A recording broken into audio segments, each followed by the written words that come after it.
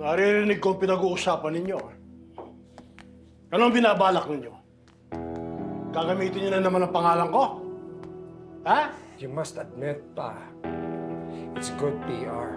Yes, may konting hiccup sa panunungkulan ko, but that doesn't change who I am. I'm a guerrero, Pa. Tang guerrero tinitingala, nirirespeto at ginagala. Pumayag ka na, pumayag na yung mga anak mo. Ano tingin niyo? Sasang-ayon ako sa gusto ninyo? Wala na ako silbi, di ba? Di ba? Ano, magpapauto sa inyo? Uutuin niyo ako? Hindi ka namin inuuto, Pa. Pa, we need you.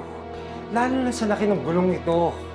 As the patriarch of this family, kailangan makita ng mga tao, Pa. You're the one who holds this family together. Kuya.